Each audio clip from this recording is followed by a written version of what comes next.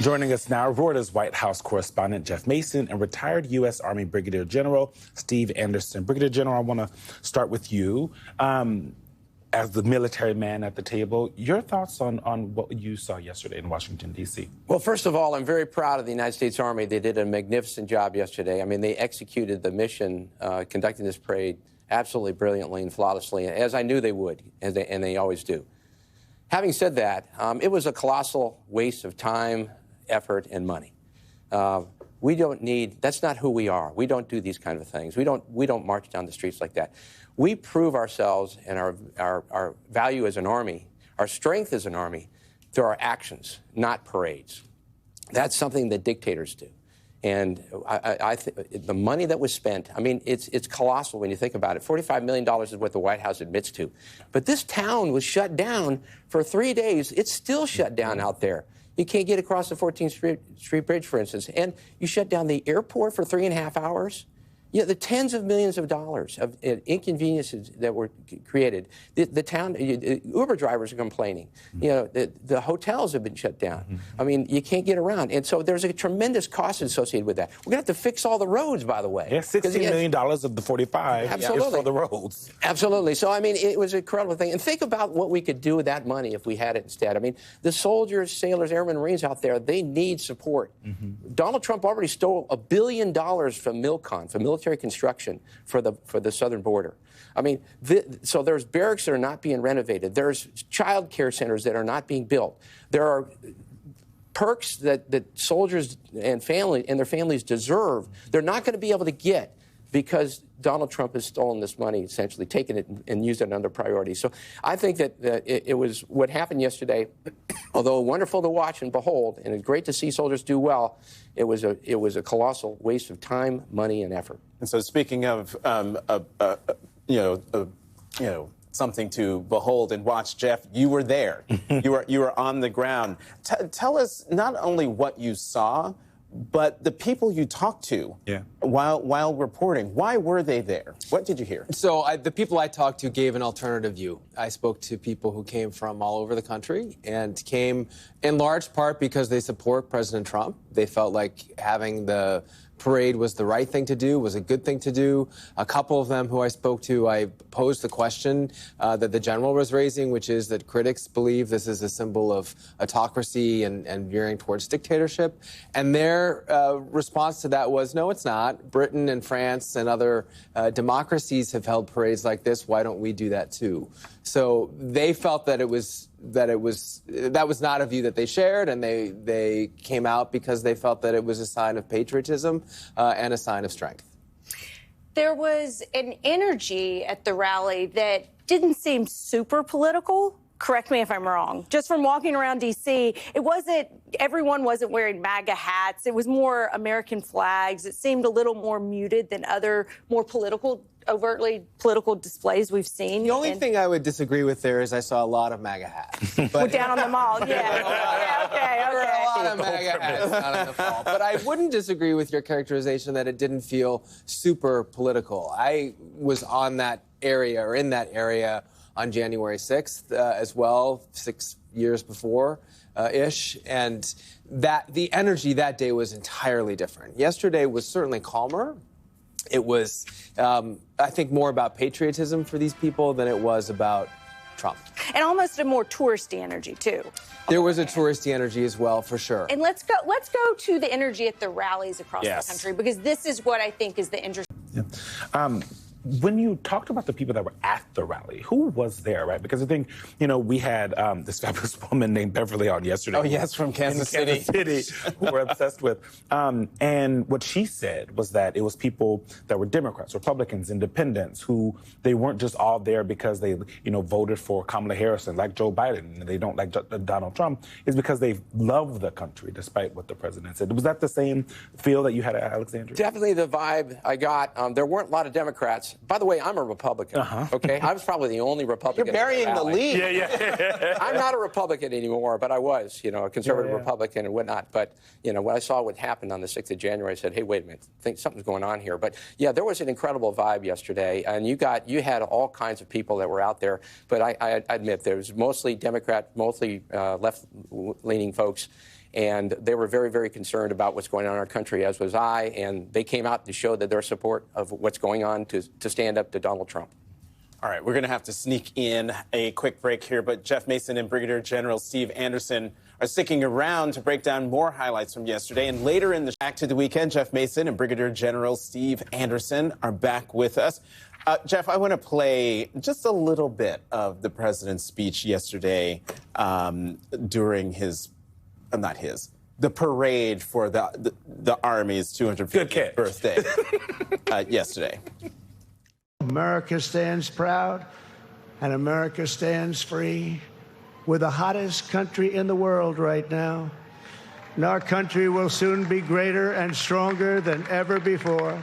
So to every veteran across our land and right here in our nation's capital, including 6 recipients of the Congressional Medal of Honor, we love you, we honor you, and we salute your noble service to our flag and to our country. Okay, Jeff. So what's notable to me in the president's remarks is the lack of, at least in that clip we showed, and at least in the reporting that I've seen, it wasn't his usual partisan, nasty speech. He also seemed a little short. Right, it was short, and he seemed a little, I don't know, somber might be too strong a word.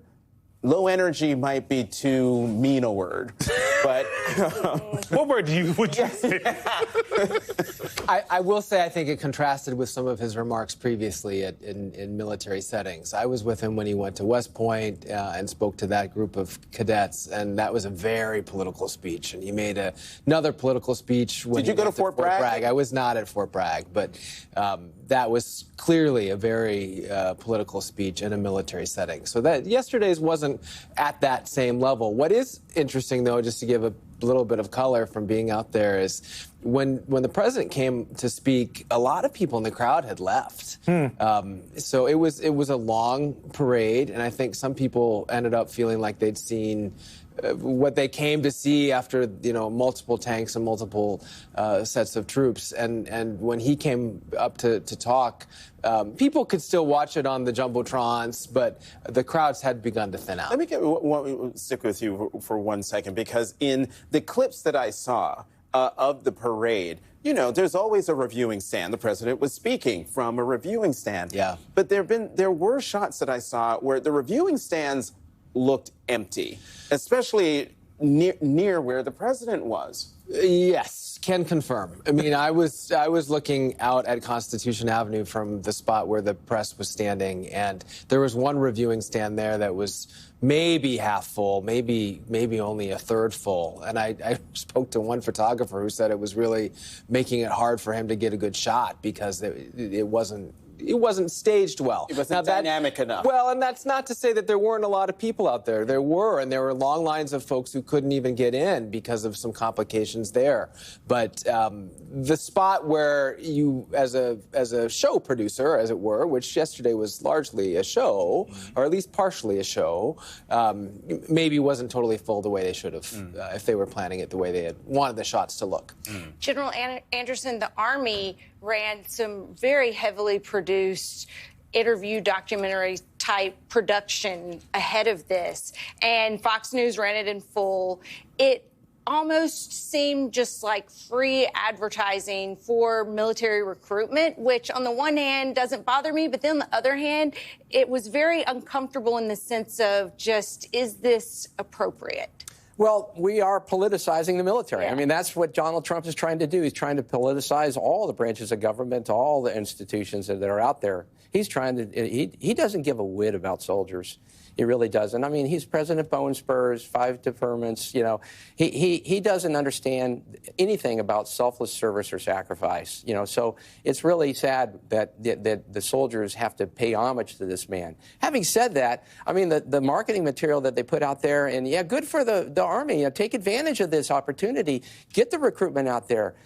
Get soldiers. We need soldiers to make our Army even better. And I think it's great. Bully for them if they took advantage of this, as they should, and showcase the Army for what it is, the finest fighting force in the world. Jeff, one question that I have, and I'm still trying to do my own reporting in case if you have any yourself, do we know anything about how the president himself, when looking at what he saw, and then also the reporting and the video and the pictures around the country, how he's kind of taking in these two sides of the country, these two worlds that were on display yesterday? And if we don't have any reporting, you know this man, we all do, right? So we kind of can assume how he's taking it in. I've covered him a long time. Yeah. I mean, I will use an example on that from just a couple nights ago when he went to the Kennedy Center for the opening night of Les Mis. He was asked on the red carpet for a reaction to the fact that some cast members reportedly decided to boycott that night, and he said he didn't care. I think that's probably his attitude to the rest of the protests around the country, too. It's not... That's what he says. That's what he says. I think his focus would have been on that military parade yesterday. I think he cared a lot about that. That was pure Donald Trump to be able to see and celebrate that Army parade yesterday. That said, and I hear the skepticism in your voice about this, you know, I don't think he likes to see dissent. I mean, we know that he doesn't like to see dissent.